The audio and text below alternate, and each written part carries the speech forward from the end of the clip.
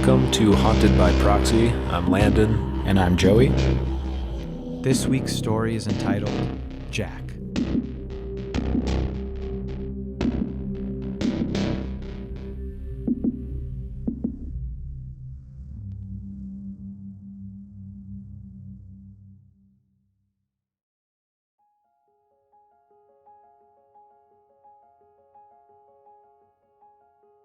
Jack was an odd man.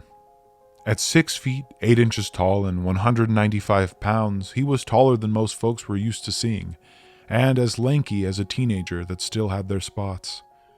His stature would suggest a young man who had all the hallmarks of a popular college basketball star, but his coordination was nothing short of disastrous. Pushed early in life by his eager mother, Patty, to pursue a fleeting interest in sports, he soon realized it wasn't out of his interest, but of hers. Patty had always felt a fiery desire for the alpha stature of bold, charismatic, fit athletes. Of course, she had told Jack that this had all melted away once she had met Jack's father, a quiet intellectual who knew more about a fine pair of shoes than how football was played. He was everything she hadn't been looking for and didn't know that she needed. But old habits die hard, and love be damned, the top drawer of her nightstand held sacred her most esteemed bi-monthly companion, a girthy device lovingly known as the Kareem Abdul-Jabbar, which was an overt bestseller during the height of the LA Lakers in the late 70s. The frequency of use arose from Jack's father's frequency of absences. He was a traveling salesman, as Jack understood it, the last of a dying breed in the waning latter half of the 80s, with the advent of the World Wide Web looming over the crest of the next decade unbeknownst to most, save for the few technologically savvy individuals on the cutting edge who were either working on the creation of the internet or set to profit immensely from it. Jack's family, though, was part of the majority, living a simple Midwestern life on the shrinking earnings of their head of house. The only difference was that as traveling sales made its decline, most blue-collar workers' trips home became longer and longer, until eventually they were home for good, finding sedentary jobs and leaving the road behind them completely. But just like so many contrary aspects of Jack's father's life, during this time his breaks at home became shorter and shorter, until he just stopped coming home altogether.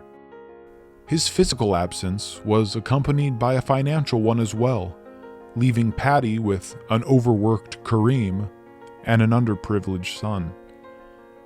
Even if Jack had grown up with a family that better conformed to what was expected at the time, he may very well still have been an outcast.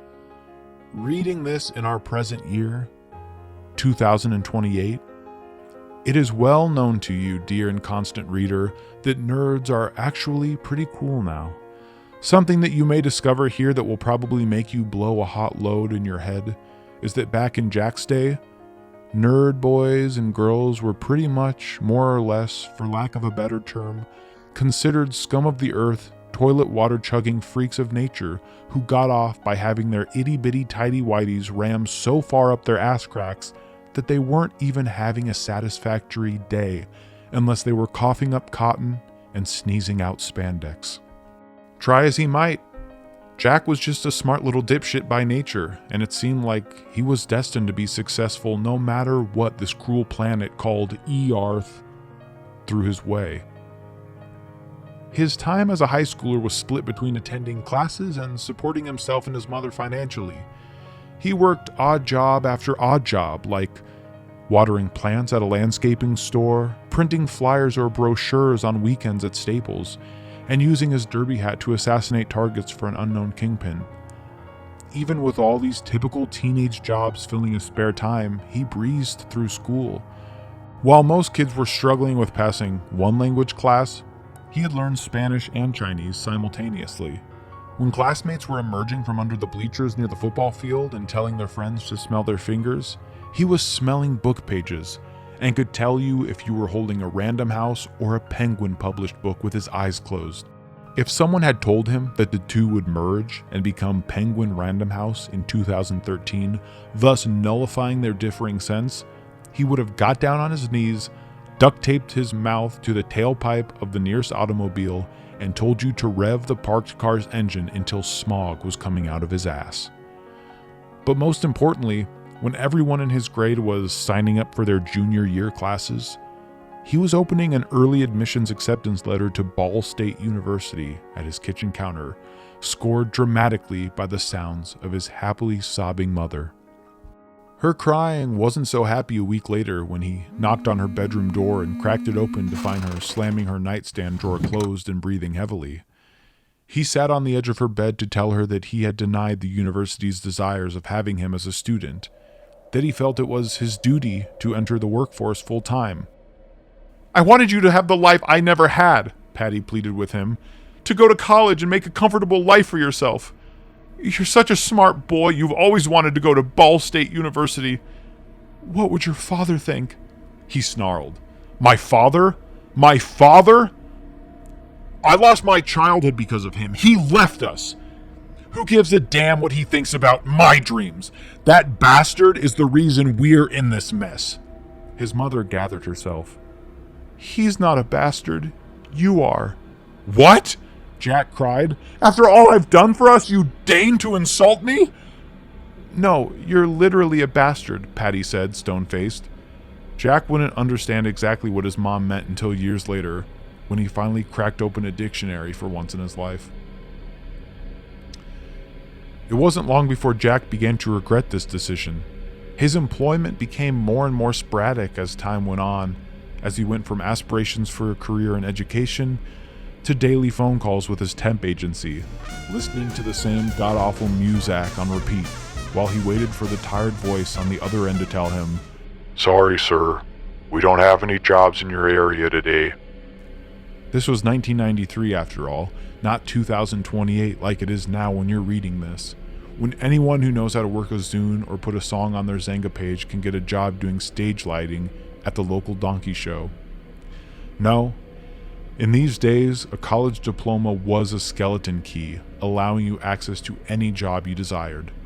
Whether that was doing graphic design for the posters of a donkey show, crafting the stage design of a donkey show, or being the manager and ringleader of your very own donkey show, the world was your oyster, and the diploma your pearl. And then there was Jack's mother. He loved her dearly. She had done her best to raise him under inauspicious conditions, but try as he might, he could not make her happy. Sleepless nights were spent wishing he had just left her there alone and gone to college, and had 4 damn years of normalcy, somewhere where his existence would have been appreciated more than in his own home. Then, one afternoon, while he was out walking to his favorite gas station, a car pulled up beside him, and a woman in a striking red pantsuit emerged from the back seat, making a beeline for Jack. She was maybe 20 years Jack's senior, but strikingly attractive. And he suddenly felt a burning sensation of embarrassment because he was on his 18th consecutive day of unemployment this week and, in a fit of depression, had left the house in a stained button-down and faded novelty sweatpants that said Tuesday on the butt. The humor, of course, was that someone might wear these on a Thursday or a Saturday, and the intentional irony would be good for a laugh.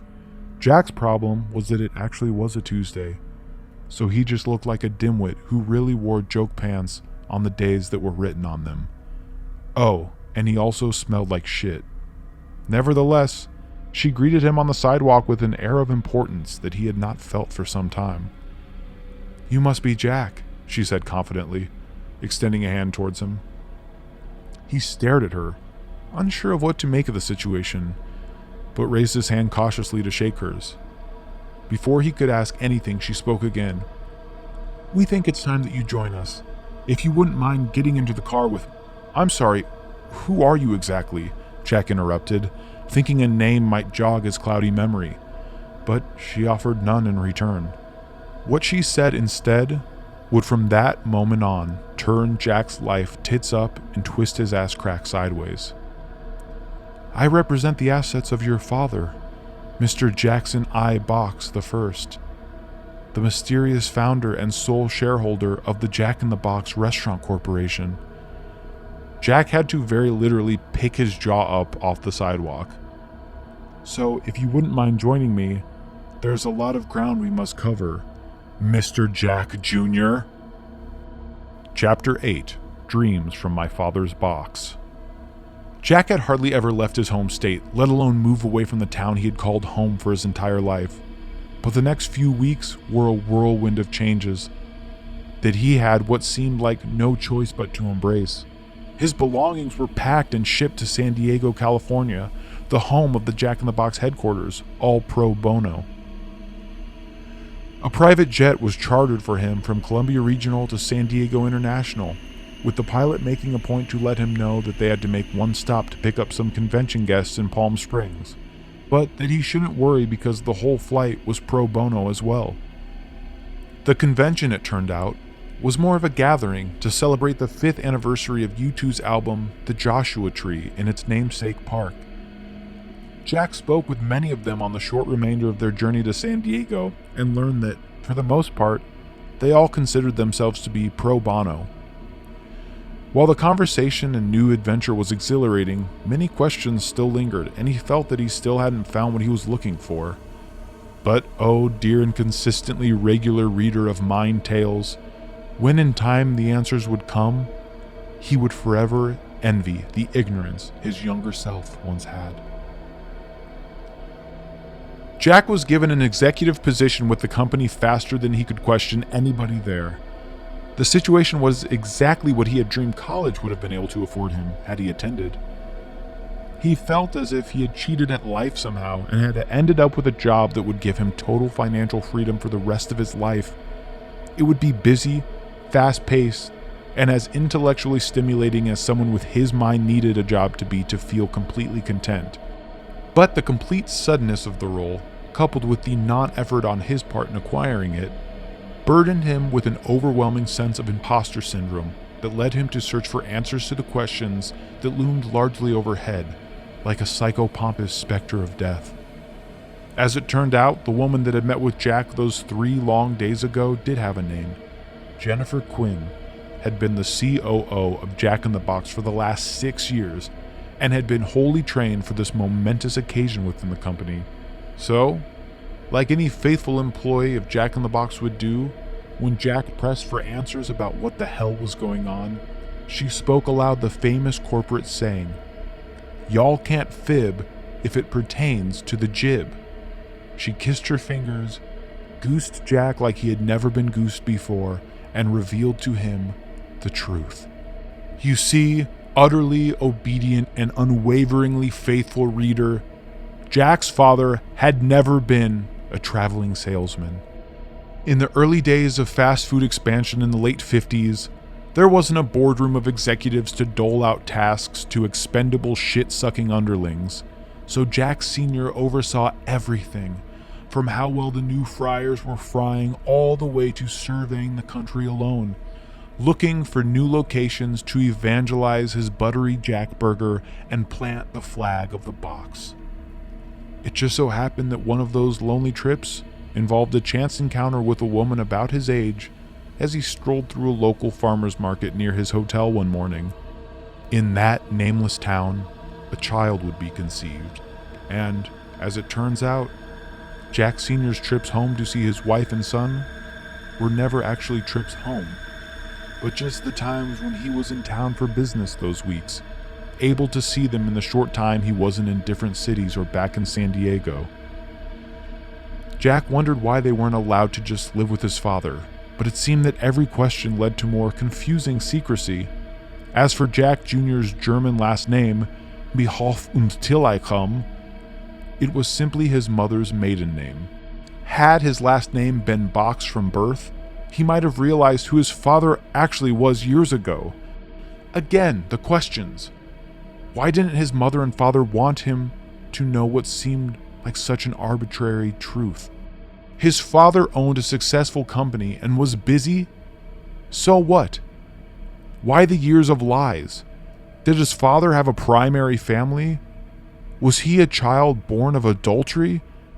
He tried to think of what to call a person born of an illegitimate relationship, but would not be able to think of one until years later, when he read this book that so many people seem to talk about, called The Dictionary.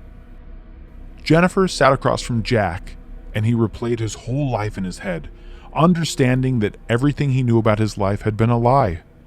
A lie for reasons he still wasn't being told. He looked at Jennifer. "Let me see him," he said. "Excuse me?" "I said, let me see him. I want to see a picture of my father. I was so young when he left for good, I don't even recall his fucking face. I want to see his face. I want to see my dad." Unfortunately, Unfortunately what? Jack stood, seething. "You people have hidden this from me for 29 years. Why?" "My mother said she never had any photos of him, and let me guess, you don't either? The founder of Jack in the Box never had his fucking photo taken?" "I'm sorry, Jack," Jennifer replied honestly. He stared at her, an angry pleading behind his wild eyes. He stormed out. He didn't hear much from Jennifer in the ensuing days, understandably. He hadn't wanted anything to do with her, but he knew for some reason his father had entrusted him with his company. Regardless of the lies and deceit, he had a job to do. On May 16th, 2024, Jack walked to his office through abnormally empty office spaces. He noted the quiet. Maybe another holiday, he thought absent-mindedly, his thoughts clouded too much by the day's tasks. Indigenous Peoples Day had become a nationally recognized holiday by this point, and he wondered who else needed a special day that everyone used as an excuse to get drunk. Indigenous Peoples Day, he scoffed to himself. They want a seat at the table? Well, guess what? They did at the first Thanksgiving. I mean, give me a break. Jack was becoming quite the asshole. As he entered his office, there was an explosion of confetti, noisemakers and party horns. "Happy birthday!" shouted much of the Jack in the Box corporate staff as he flipped on the lights. He let out a surprised, relieved laugh when he realized what was going on. He had been so busy that he had forgotten it was his birthday. He was turning 30. Jennifer entered, wheeling in a large, red, cube-shaped cake, and smiled at Jack. It seemed she had been hiding this secret for quite some time. For the first time in quite a while, Jack enjoyed himself. He had taken on this job with such a headstrong attitude that he hadn't stopped to realize just how fortunate he was. He had friends here, people that finally valued him for his intelligence and leadership. He thought of his mother and how they fought, but also about her reasons for keeping her secrets. She was only trying to keep him safe after all, and being overbearing did not, in and of itself, make one a bad parent. She loved Jack, and he loved her, no matter their current emotional stances. Jennifer lit a candle atop the cake as Jack finished making his rounds, meeting with the employees he regretfully had accused of taking the day off. The birthday song began, and everyone smiled as Jack blew out the candle, and the slices of cake were passed around. Jack stood before his employees, their attention focused solely on him, almost hungrily, even though they each held a slice of cake. "If I may," Jack began, "I want to thank all of you so much for being here. I won't be expecting anyone to have to write this off as their lunch hour. You can all take your time on break today after this. Except for maybe you." He pointed at an employee with mock sternness, and everyone laughed in unison. The employee he pointed at, Mark Schulte, said, "Geet!" worriedly, but then laughed along as well. Jack addressed the audience again. "No, really, I want to thank you for much, much more. This time spent here with you has been... It's been so fulfilling in ways I can't even properly dictate. But I wanted to ask you all something, now that I have you here. Most of you knew my father. You knew I was his heir apparent to the Jack in the Box fortune. Yet, no one came forward to say anything." Jennifer looked concerned and began to step towards Jack, but he put his hand out. "Tell me why you had to wait this long, until I was almost 30, to let me get on with my life." "We had to wait," said a familiar voice from the back. A group of employees parted, and Patty walked through the crowd. "Mom?" said Jack, wholly surprised. He looked at everyone, smiling at him quietly the exact same way. His mother was too. "Wait for what?" Jack asked quietly. Patty looked at her watch. "You were born May 16th, 1994 at 12:52 p.m. You turned 30 exactly." No one drew a single breath, and they listened to the tiny wristwatch click away. 12:52 p.m. She looked up at her son and smiled. "Now," she said. Jack felt something run down the side of his cheek and slap against his slice of cake on his plate. He looked down confusedly. What had slid off wasn't on his cheek. It was his cheek. It lay on his plate, the smashed piece of cake soaking up the blood. Blood that dripped quite freely from the open wound on his face. His hand went to the spot and he felt something perfectly smooth and solid. Bone? He looked up for help, but everyone stared at him with the same smile.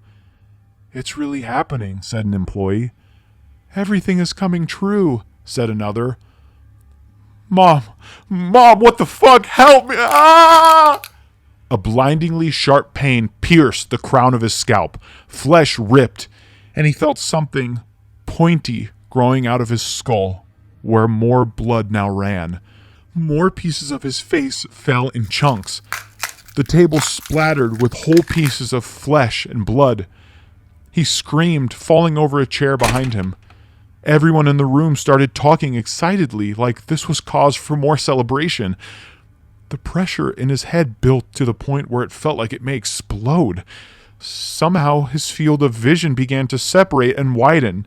He could see more at once, but it hurt more than anything he had ever experienced.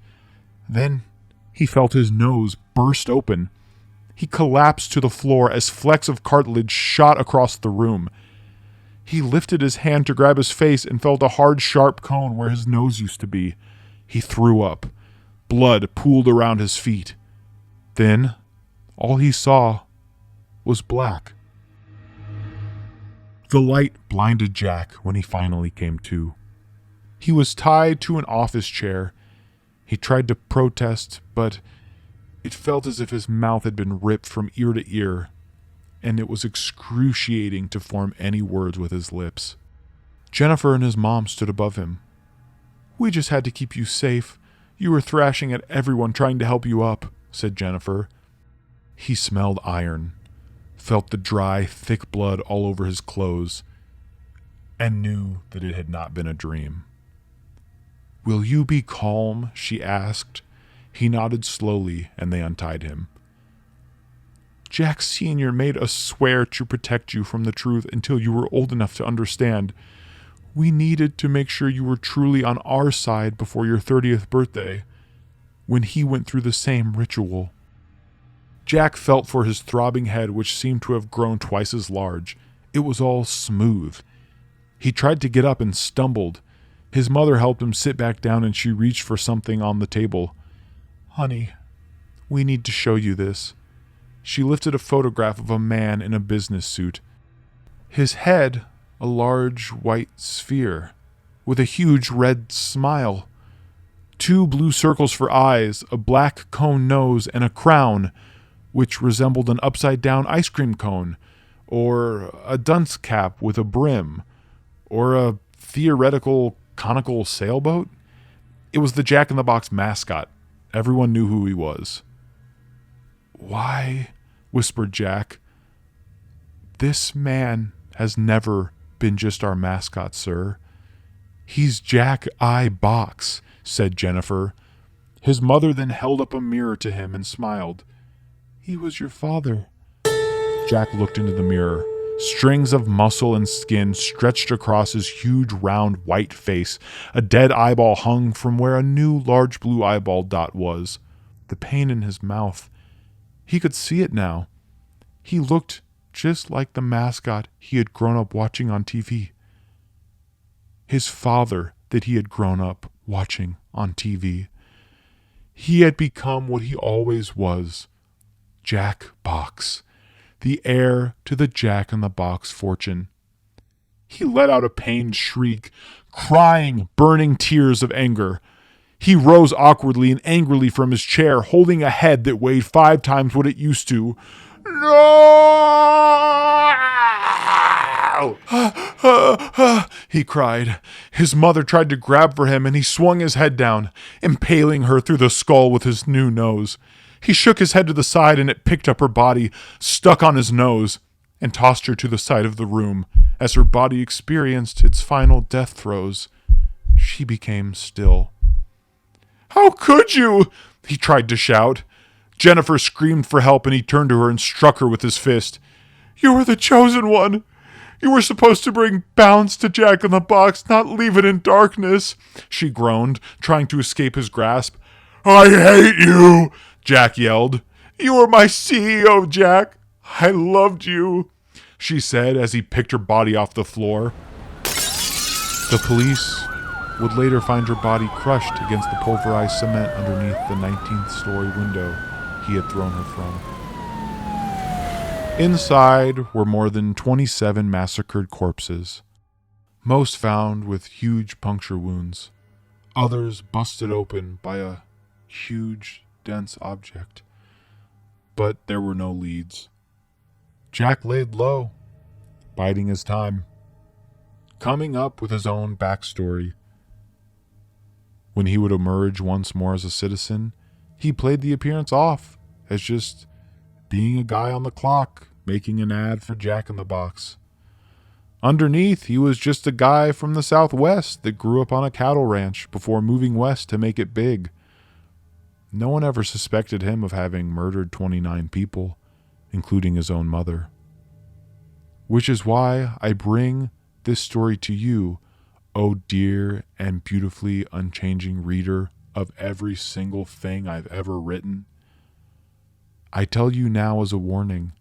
You see, my name is Jack I. Box, and I believe that my father is still out there somewhere.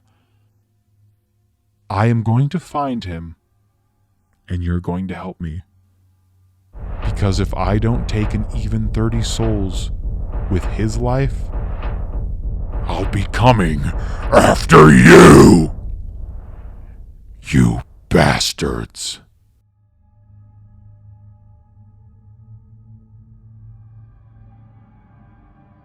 The end.